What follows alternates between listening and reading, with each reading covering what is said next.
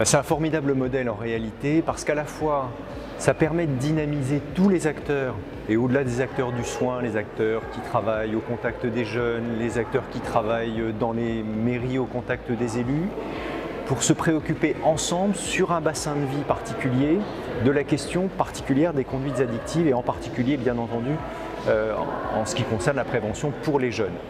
Mais le succès peut-être pas imaginé au départ par Jean-Michel Tauby, c'est que c'est devenu un événement de référence nationale.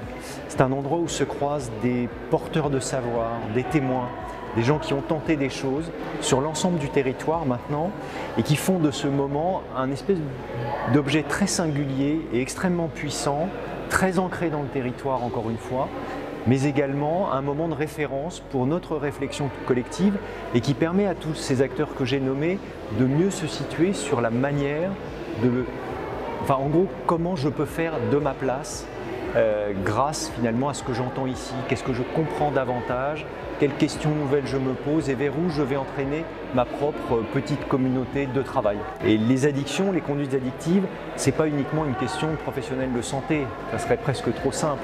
C'est une question qui embarque tous les environnements de vie des personnes, à commencer par les plus jeunes avec leurs parents, leur école, les activités périscolaires, la culture, tout ça. Et donc ça interroge à mon avis au premier chef les élus locaux, nous qu'on soit là à la fois pour soutenir, pour apporter de la connaissance, de la méthodologie et des financements, mais c'est vraiment le duo, j'allais dire, préoccupation locale et grandes lignes d'action au niveau national qui est aujourd'hui payant.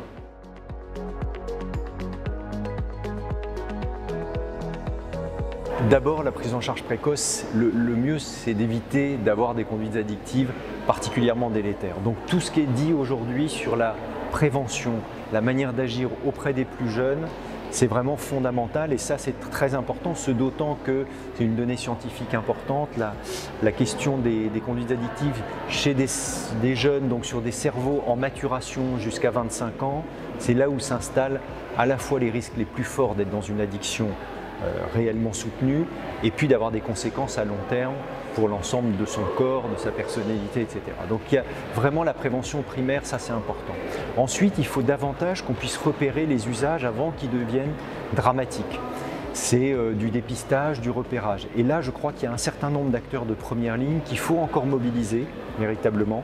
Je pense à tous les professionnels de santé de premier recours, médecins généralistes, infirmiers, les gens qui travaillent aux urgences, doivent quand même, davantage encore qu'ils ne le font aujourd'hui, mais c'est à nous de les équiper, si j'ose dire, en termes de stratégie et d'outils, se préoccuper de dépister les consommations les plus courantes, tabac, alcool, cannabis, commencer à voir aussi pour les adolescents les usages excessifs d'écran, de jeux vidéo. Ça c'est vraiment fondamental qu'il y ait un repérage. Plus on agit tôt, c'est une lapalissade, c'est un lieu commun, mais plus on agit tôt, plus on repère tôt, plus on peut proposer après, via des consultations jeunes consommateurs, si c'est le bon dispositif à tel ou tel endroit pour telle personne, du soin spécialisé hospitalier si c'est nécessaire, ou travailler d'ailleurs parfois sur des questions plus d'environnement psychologique parental, mais c'est là on aura des réponses d'autant plus efficaces qu'elles seront précoces en tout cas.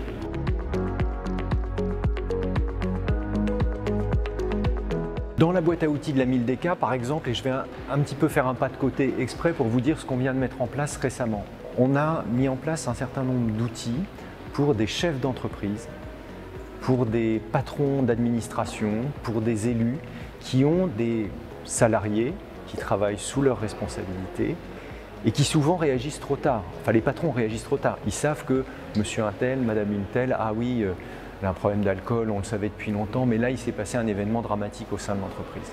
Or, en réalité, on peut agir davantage, plus tôt, collectivement et précocement, pour éviter que le cas individuel ne se produise trop tard et surtout créer une dynamique collective positive au sein d'une organisation professionnelle, que ce soit encore une fois une entreprise ou une administration. Ça c'est extrêmement important parce qu'on voit aujourd'hui qu'il y a des métiers qui sont particulièrement soumis aux conduites addictives pour supporter la pression, parce que le management n'est pas très efficace, parce qu'il y a des environnements qui exposent et l'un d'entre eux est moi je le trouve très notable et intéressant de vous en parler, c'est les métiers au contact avec le public. Aujourd'hui, qu'on soit soignant, qu'on soit enseignant, qu'on soit au guichet d'une caisse d'assurance maladie ou à tout autre endroit qui a un rapport avec le public, c'est souvent parce que les rapports avec le public sont plus tendus aussi aujourd'hui, un endroit de fragilité où ensuite, pour tenir le coup, on va boire un peu plus, fumer un peu plus. Donc dans notre boîte à outils qu'on donne aux adhérents de la charte qu'on a créée qui s'appelle ESPER, les entreprises et les services publics s'engagent résolument, il y a tous les outils en gros pour le management pour créer cette dynamique au sein de l'organisation, de l'entreprise, pour travailler vraiment en amont.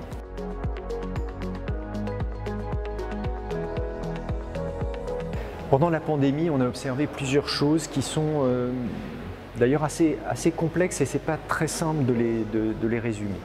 Évidemment qu'il y a eu, d'une manière générale, une hausse des consommations. Ça a concerné beaucoup le tabac, pour les gens qui fumaient déjà, même si on constate que d'autres personnes ont fait un effort pour réduire leur consommation. C'est là où il y a de la complexité en fait dans l'histoire. Ça a concerné le cannabis aussi, où malgré le fait que pendant les premiers jours, les gens n'avaient pas forcément fait des réserves, entre guillemets, se sont vite reprocurés du produit. Et finalement, cannabis et tabac, ça va un peu ensemble. Donc on a augmenté les deux. L'alcool, il y a des gens qui ont davantage bu, c'est les buveurs qui étaient déjà excessifs. Beaucoup ont essayé de faire attention. Là encore une fois, le résultat est un peu contrasté. Ça, je parle de ça pour les périodes de pandémie, avec un objet qui nous a un peu sauté aux yeux dans les enquêtes, c'est l'augmentation des jeux en ligne. Et à l'époque, rappelez-vous, il n'y avait pas de match de foot, pas de match de rugby, donc on était juste sur du poker en ligne, ce type de jeu. Ça a flambé ça.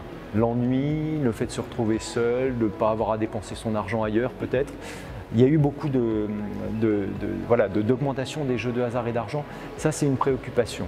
Aujourd'hui, je crois qu'il faut qu'on soit très prudent parce que si on observe quand même, dans le contexte d'aujourd'hui, on ne sait pas ce que ce sera dans 1 ou 2 mois, mais une forme de résilience de la société, finalement des indicateurs macroéconomiques qui sont bons, on sent bien qu'il y a une partie quand même de gens qui sont en souffrance, peut-être des gens qui étaient avant même déjà en souffrance, mais la crise a aggravé leurs difficultés de nature sociale, de nature éducative, etc. Et ceux-là sont enclins, me semble-t-il, à être une population très vulnérable vis-à-vis des conduites addictives dans les mois et les années à venir.